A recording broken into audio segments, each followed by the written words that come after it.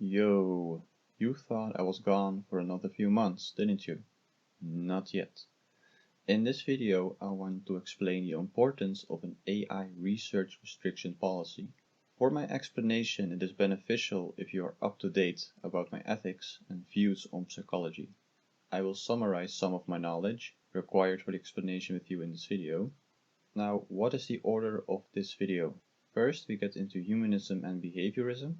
Second topic is big data monopolies. Third topic, comparative psychology. Fourth topic, the risks. And the final topic, AI research restriction policy. Humanism and behaviorism. Yes, I am talking about humanism and behaviorism once more. I shall also be explaining my decision-making philosophy to reiterate my point. Now, if we make decisions, we justify them with reasons. For example, I am going to sleep because I am tired. Being tired is the reason for making the decision to go to sleep. Simple. Now, humanism and behaviorism are views on psychology which have great impact on how we justify our decision making. Humanists argue that people are intrinsically motivated by freedom and expression. Therefore, according to the humanist, the reasons we use to make decisions should either come down to emotions or freedom. For behaviorism, this looks a little bit different. Behaviorists argue that people have no private thoughts. They also argue that all human behavior is explainable with Darwinism. What would be a great example to illustrate this? Suppose we have an attractive individual. A woman chooses him to be her partner. Her decision, therefore, looks like this. I like him because he is attractive. The behaviorist would contend that her decision is explainable. Attractiveness is often a sign of good genes. If the woman's behavior is explainable, you might agree with me that her thoughts aren't so private. Now, how does decision making look when we view behavior from a humanist perspective? Imagine we have a girl and a boy who are too afraid to share their feelings for each other right now. Both the girl and the boy are giving each other cues. The last time the girl was having a great time with him, she may not have worn the good-looking clothing she's wearing the second time she hangs out with him.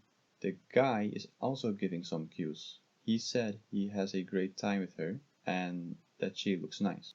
But these few cues do not help us accurately predict the boys' and girls' private thoughts. With behaviorism, behavior and decisions are clearly explained for clear reasons, actually even Darwinist reasons. With this second example, however, we cannot connect these cues with any type of explanatory behavior. Humanism is therefore way more transparent. For my second illustration, I want you to guess what is on my mind. I'll give you one hint. It is popular. The thing is, there are way too many things that are popular. If I provide you with more hints, my private thought gets more revealed. So some more hints. It is popular. It is huge. It is located in France. And at night it is lit up. And if you want to know, I was thinking about the Eiffel Tower. Okay, big data monopolies. I am still very uneducated on the economics of politics, so if I misunderstand stuff, you will know why.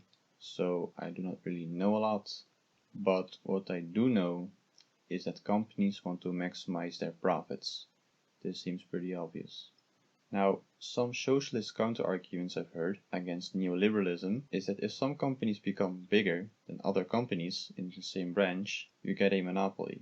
A second point I want to emphasize is that the money saved by big companies could be offered to people who need it. The practice of using other people's money for your own benefit, for the wrong reasons, is called feudalism, kind of like stealing. This wasn't what I wanted to focus on, honestly.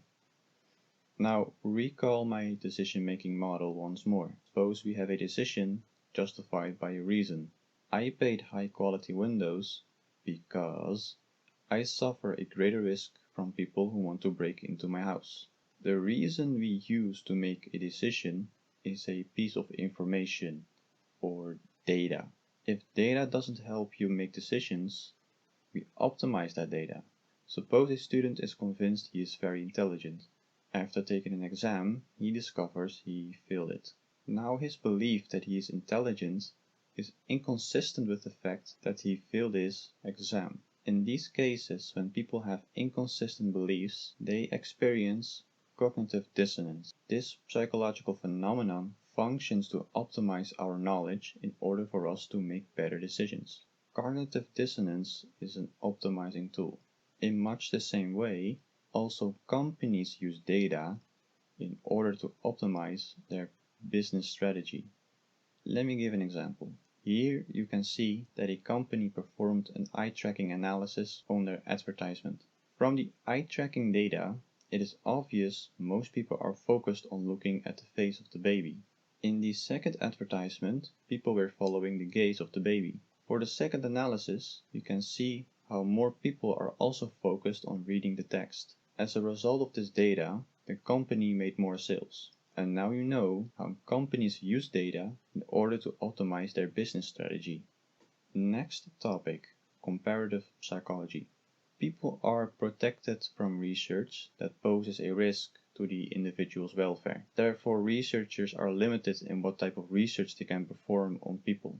Because of this, a field of study exists called comparative psychology. With this subject, researchers aim to explain human behavior by comparing it with animal behavior. In your life, you might have read about a lot of research in which rats were involved and how rats' behavior might pertain to human psychology. What you should know, however, is that research like this could be used by companies in order to optimize their business strategy. Now, the scope of what we can learn about psychology with animal behavior is limited. Therefore, comparative psychology doesn't pose much of a risk. But imagine the following. Companies are starting to experiment with artificial intelligence. This might seem very interesting at first, but what you should understand is that we can use artificial intelligence as a comparison tool for explaining human behavior. Just like we use animal behavior in explaining human psychology, researchers could start using AI as a comparison tool for explaining human psychology. The risks.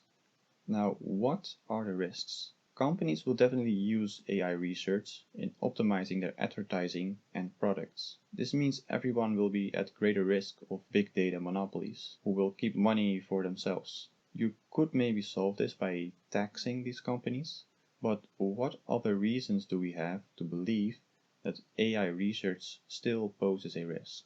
Now, the second risk is freedom. Okay, I want you to recall my humanist and behaviorist theory. With a lot of data, a company will be better capable of predicting your private intentions with fewer cues. This means that if we allow companies to use AI or psychological research to implement it in their business strategy, then in the future it might be true that a company might start to know more about us than we are aware of ourselves. This means that with a lot of data, companies will start to know what we are thinking. How do we counteract this? In the Netherlands, new laws are starting to develop which restrain companies from gaining too much competitive power. This law in the Netherlands is called AVG. It stands for Algemene Verordening Gegevensbescherming. Translated into English, it would be General Data Protection Regulation. This law protects people, their privacy. This means that big data has big opportunities, but the companies are restrained from doing so if they are not allowed to gain your personal information without your consent. Before we get into the last topic, I would like to illustrate my point first. What are some examples? Companies like Instagram, for instance, create a profile of your interests based on what posts you like. Every like you give leaves a hint about your private interests. I also know a story about a girl having her first menstruation. The father didn't know this, but he couldn't understand why advertisements about menstruation would keep popping up on his browser. So companies can predict our needs by taking cues. Maybe we didn't ask, but a company might know we are in need of something with all its data. Therefore, our private thoughts don't become so private anymore. Now the last and final topic, AI research restriction policy. AI could help scientists gain a greater understanding of the human brain. But how do we know that AI is safe? Shouldn't there be an artificial intelligence safety policy that prevents machines from gaining consciousness or awareness? Restraining artificial intelligence with these types of policies are important in protecting human transparency. Big data restrictions are important to prevent big data monopolies from growing. The money saved by the owners of big companies could be used by humans for better ends, like saving people from poverty, homelessness, or famine. Research on AI and comparative psychology should have their limits so people can keep their private thoughts to themselves, feel safe, and most importantly, so we can hold onto the comforting thought that all humans are quite transparent and unpredictable.